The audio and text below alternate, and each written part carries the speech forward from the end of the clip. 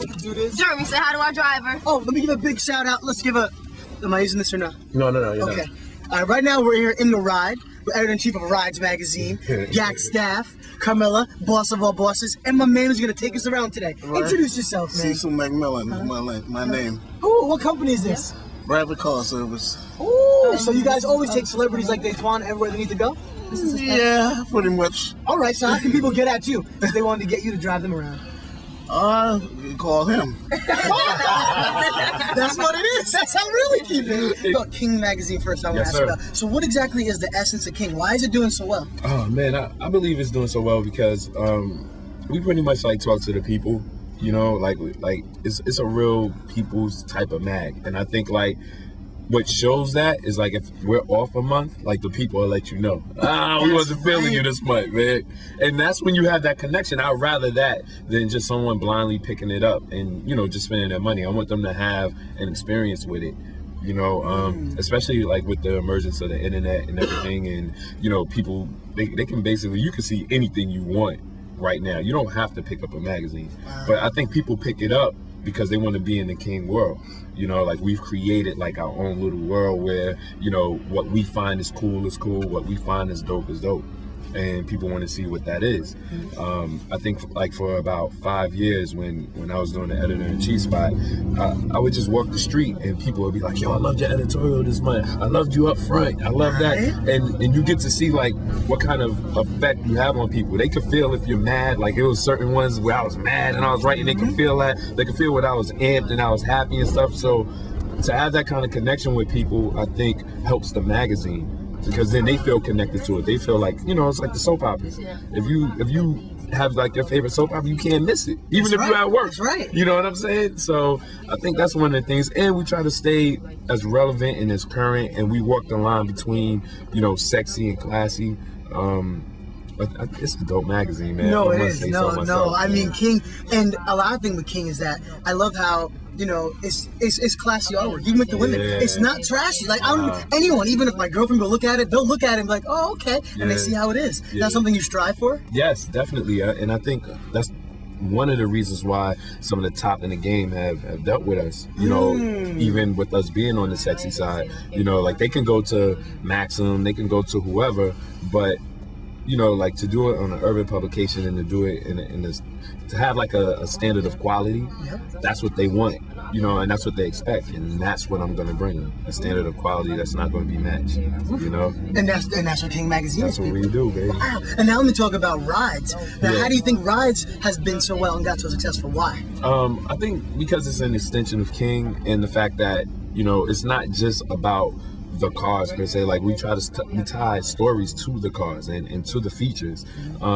We have like, you always look at your competition, you know. Before I didn't, I used to just be like, oh, there is no competition, it's just this. But I have to give it up to Dub Magazine because they've been in the game, they got in a little bit before us, and I really like the way that they put their whole thing together, like their marketing strategies and stuff like that. They have the stranglehold on that, and they actually design for, you know, a lot of the different companies. But I think what we do special is that we get intimate with the artist. It's not just, hey, what's this, you know, doohickey on your dashboard. You know, it's like, what kind of car stories you have? What kind of, you know, love affair did your pops have with his car? What kind of, you know, like we incorporate their personalities and things like that and their lifestyle of what's happening with cars with them. And that infuses the magazine. Once again, that's to make a connection to the people. You know, if people could talk about like, hey, oh man, everybody has like a crash story or a time they got stranded, or, you know, and we try to put those things in there so people can feel like, hey, I got one of those, you know, mine was iller than his, you know. And I love waiting for that copy to come in on Rise, because I want to see what happened to Styles P. I want to see what happened to Rick Ross. I want to see what happened to Jay, you know, and we give really good tech information. You know, I surround myself with people that I feel are more knowledgeable than me in a particular area, so that way I can learn still, and I can bring my creative aspect to stuff. Do you hear that? He just dropped a major jewel on everyone trying to get into this business. Wow, your team is that important. Yeah, definitely. I mean, like, if you're just the smartest one, then every single aspect of the game is just going to be on your shoulders, and when your shoulders can't take it, then you're going to fall. You're just going to tip over because it's too much stuff. So if you have people that you can pass it off to, to. You know, like if you have people that you can trust, you know, and creative people, that's what you really need. You need people that are creative and motivated. And the fact that I have that on both sides, on both staffs, that's what makes us successful. Because then I'm able to manage like that energy. And I'm like, all right, boom, this person is on right now. You know, like in the basketball game, somebody's hot. It might not be the star. You got to go with who's hot. Yeah. You know, and that's what happens sometimes. You got to go with who's hot on your team, and hopefully you'll be the coach and smart enough to know, all right, I got to pull this plug with this person and things like that. So it's kind of like being Joe Torre. You know what I mean? You got to know what pitcher to throw in. You know, I got to pull you out of the bottom of the seventh. Let's go. I got to get somebody else in.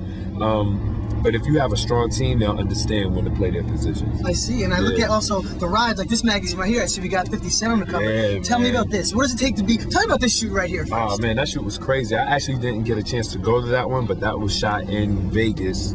I believe like around the last, was it SEMA? So that would have been around November. Okay. I believe it was, and it was an incredible shoot, man. Like, dude, he's always on time. I heard that about him. Oh, I heard that. Man. And he's one of the top in the game, and that says a lot to people. Yes. You gotta do it with your life. You gotta take it serious. You have to. I mean, like, I've been dealing with 50 before the whole shooting incident and all that. Really? Oh, man, this is like, I did an interview with him in like 98, 99. Oh. You know, when he was putting together the first album, it wasn't even done yet. And he was on time then. You know what I'm saying? Like, he was there.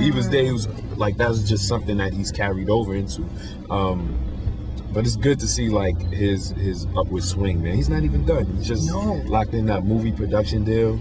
You know, got the clothing line now. The website is popping. Yep. This is 50.com. Like, you really have to, regardless of how people feel about him and his antics, you have to respect his business acumen. So big dude, and he always comes to us, man.